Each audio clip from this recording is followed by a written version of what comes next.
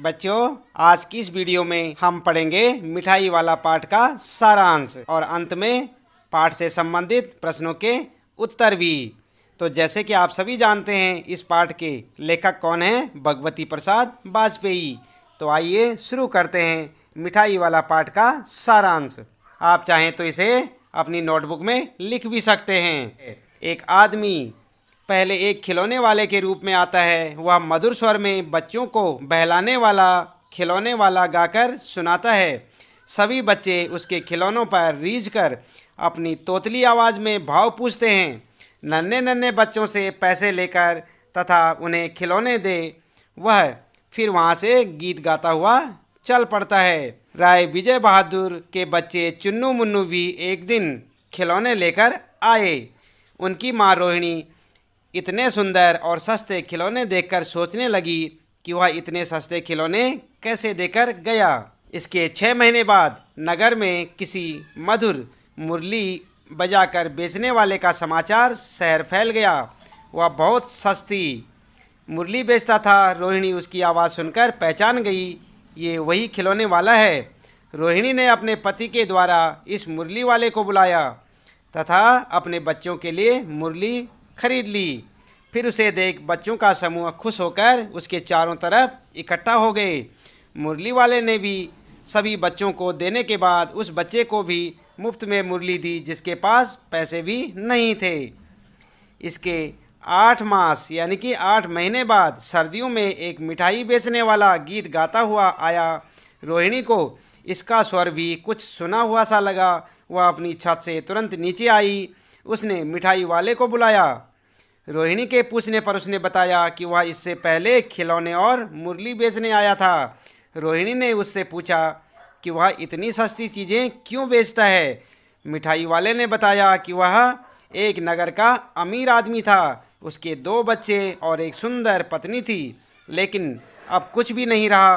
वह अपनी पुरानी बातें याद करके फूट फूट कर रोने लगा। उसने बताया कि वह इन्हीं बच्चों में अपने बच्चों की झलक देखने के लिए यह सामान बेचता फिरता है।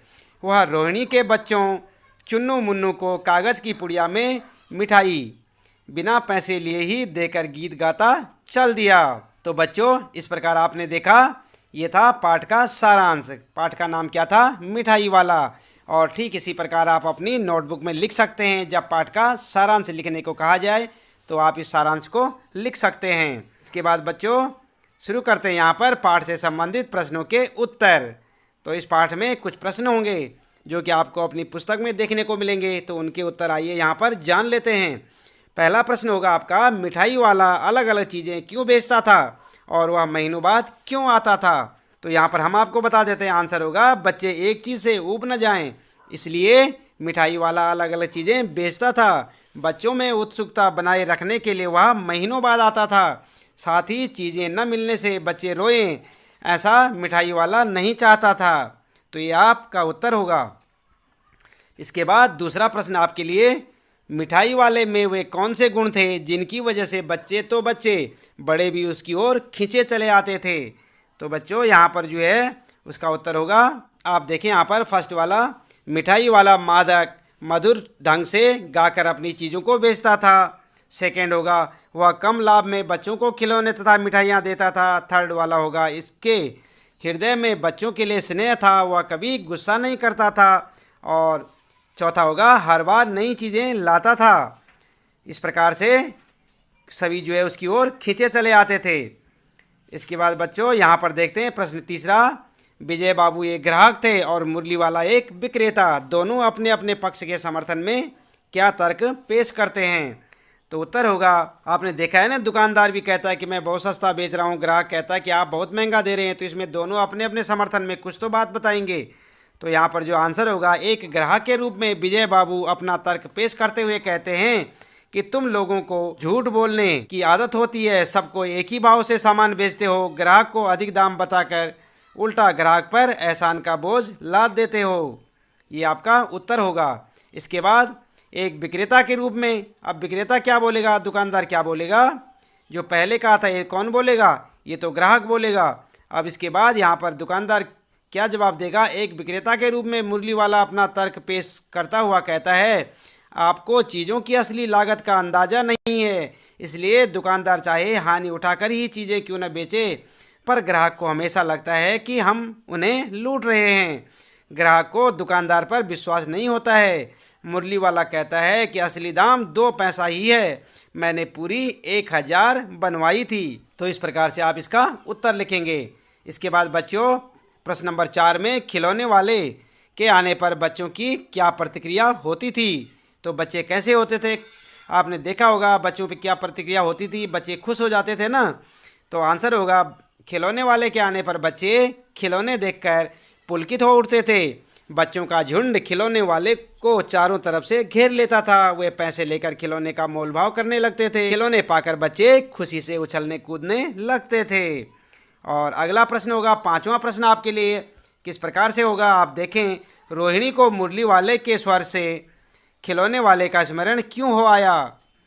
तो इसका उत्तर होगा मुरली वाला भी खिलौने वाले की तरह ही गा गा कर खिलौने बेचा करता था। रोहिणी को खिलौने वाले का स्वर जाना पहचाना लगा, इसलिए उसे खिलौने वाले का स्मरण हो आया। स्मरण का मतलब याद हो आना। इसके बाद अगला प्रश्न होगा आपके लिए, किसकी बात सुनकर मिठाई वाला भावुक हो गया था। उसने इन व्यवसायों को अपनाने का अपना क्या कारण बताया था। तो आपको मालूम है किसकी बातें सुनकर जो है मिठाई वाला भावुक हुआ था और उसने क्या कारण बताया था ये सारे काम करने का। तो बच्चों आप कहानी याद कीजिए कि किसकी बातों से भावुक हुआ था। आंसर होगा आपका रोहिणी की बात सुनकर मिठाई वाला भावुक हो गया। इस तरह के जीवन में उसे अपने बच्चों की झलक मिल जाती थी। उसे ऐसा लगता था कि उसके बच्चे इन्हीं में कहीं हंस खेल रहे हैं। यदि वो ऐसा नहीं करता तो उनकी याद में घुल घुल कर मर जाता। यहाँ पर आप लिखें घुट घुट कर मर जाता। यहाँ पर क्या लिखेंगे आप, घुट घुट कर मर जाता। घुल ना लिखें आप, घुट घुट कर मर जाता, क्योंकि उसके बच्चे अब जिंदा नहीं थे, इसी कारण उसने इस व्यवसाय को अपनाया था। इसके बाद 7वां प्रश्न, अब इस बार ये पैसे न लूँगा। कहानी के अंत में मिठाई वाले ने ऐसा क्यों कहा। आपने देखा था ना, पाठ के अंत में उसने कहा था कि अब ये पैसे नहीं लूँगा। तो इसका आंसर होगा ऐसा उसने क्यों कहा। तो इसका आंसर होगा कहानी के अंत में रोहिणी द्वारा मिठाई के पैसे मिठाई वाले ने लेने से मना कर दिया, क्योंकि चुन्नू और मुन्नू को देखकर उसे अपने बच्चों का स्मरण हो आया, यानी कि अपने बच्चों की याद आ गई थी। उसे ऐसा लगा मानो वो अपने बच्चों को ही मिठाई दे रहा है। इसके बाद 8वां प्रश्न, इस कहानी में रोहिणी चिक के पीछे से बात करती है। क्या आज भी औरतें चिक के पीछे से बात करती हैं, यदि करती हैं तो क्यों।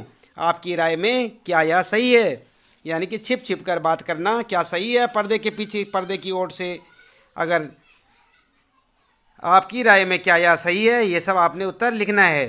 तो आंसर होगा आज भी कुछ औरतें चिक के पीछे से बात करती हैं, यानी कि पर्दे के पीछे या पर्दे की आड़ से बातें करती हैं। जैसे ग्रामीण महिलाएं तथा कुछ मुस्लिम परिवारों की महिलाएं भी ऐसा करती हैं, क्योंकि उनमें पर्दा प्रथा का प्रचलन आज भी है। आज के समाज में पर्दा प्रथा सही नहीं है, इसका प्रचलन धीरे धीरे कम होता जा रहा है, क्योंकि इससे महिलाओं का संकोच पता चलता है, जो कि उनकी प्रगति में बाधक है।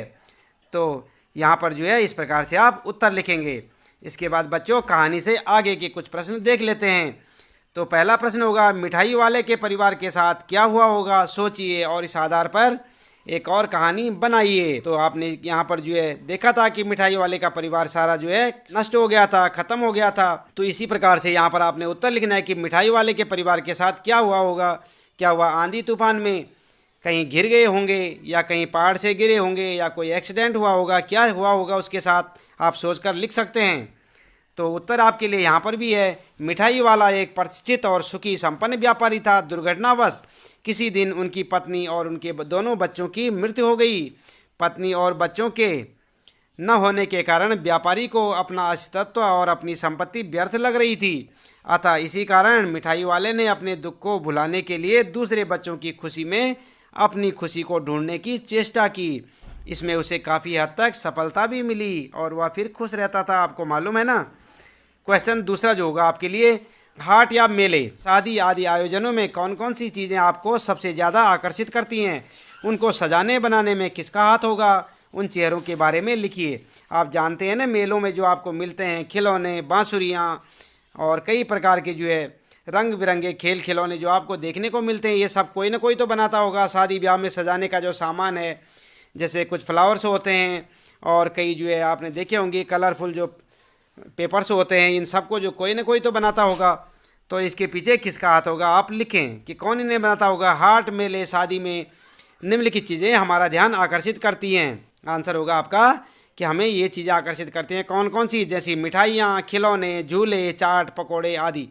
मिठाइयाँ हलवाई द्वारा बनाई जाते हैं, खिलौने कारीगरों द्वारा बनाए जाते हैं तथा झूले एक से अधिक श्रमिक मिलकर बनाते हैं। उनके चेहरे में परिश्रम और उनकी व्यस्तता स्पष्ट झलकती है। तो इस प्रकार से आप उत्तर लिख सकते हैं। बच्चों, इसके बाद आइए करते हैं यहाँ पर भाषा की बात। तो पाठ में जो है जैसे कि लिखा हुआ है मिठाई वाला पाठ है और वहाँ पर जो है खिलौने बेचता है, तो उसी से संबंधित यहाँ पर कुछ पाठ भाषा की बात यहाँ पर प्रश्न दिए हुए हैं। तो आप देखें, पहला प्रश्न मिठाई वाला, बोलने वाली गुड़िया। तो यहाँ पर क्या है, ऊपर वाला का प्रयोग हुआ है। अब बताइए कि यहाँ पर क्या वाला से पहले आने वाले शब्द, संज्ञा, सर्वनाम, विशेषण आदि में से क्या हैं।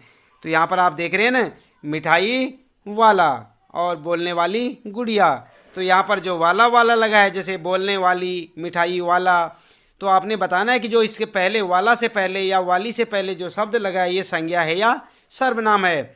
जैसे कि पहले शब्द में मिठाई वाला, तो यहाँ पर जो वाला है इसको अगर हटा दें तो जो मिठाई शब्द है ये संज्ञा है, सर्वनाम है या विशेषण है। आपने यही सब यहाँ पर बताना है।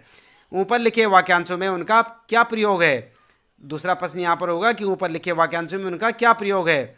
तो आइए उत्तर जानते हैं। यहाँ पर वाला से पहले आने वाले शब्द जैसे मिठाई, बोलना, ये क्या हैं, संज्ञा शब्द हैं। और दूसरे का उत्तर होगा ये शब्द किसी व्यक्ति या वस्तु के बारे में हैं। तो मिठाई आपको पता है ना एक वस्तु होती है, और बोलने वाली गुड़िया, गुड़िया क्या है, एक वस्तु है।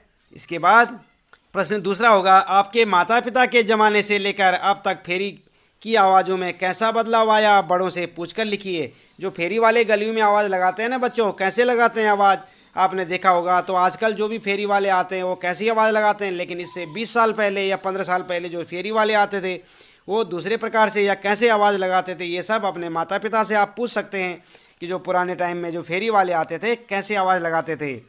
इसका आंसर आप यहाँ पर देखें, वक्त के साथ फेरी के स्वर भी बदल गए हैं। जैसे पहले फेरी वाले गाकर या कविता के माध्यम से मधुर स्वर में अपने उत्पाद के गुणों को लोगों तक पहुंचाते थे, परंतु आज के फेरी वालों के स्वर में वैसी मधुरता सुनने को नहीं मिलती। साथ ही लाउड स्पीकर जैसे उपकरणों का भी प्रयोग होने लगा है। आजकल क्या करते हैं, फेरी वाले स्वयं न बोलते हैं बल्कि साइकिल पे या गाड़ी पे लाउड स्पीकर लगा देते हैं और लाउड स्पीकर ज़ोर ज़ोर से बोलता है। जैसे कि आपने देखा होगा, कंबल वाला, दरी वाला, चादर वाला। तो ये कौन बोलता है, पहले फेरी वाले बोला करते थे अपने मुंह से, आजकल स्पीकर बोलते हैं। तो बच्चों, इस प्रकार से आपने देखा, इस पाठ के हमने आपको जो है प्रश्नोत्तर बताए और पाठ का सारांश बताया। उम्मीद है कि आपको ये पाठ पसंद आया होगा। तो इस प्रकार से ये पाठ यहाँ पर समाप्त होता है। इसी प्रकार अगले पाठों को देखने के लिए या अन्य पाठों को देखने के लिए लगातार वीडियो देखते रहें। आज के लिए इतना काफ़ी है। आपका दिन शुभ हो।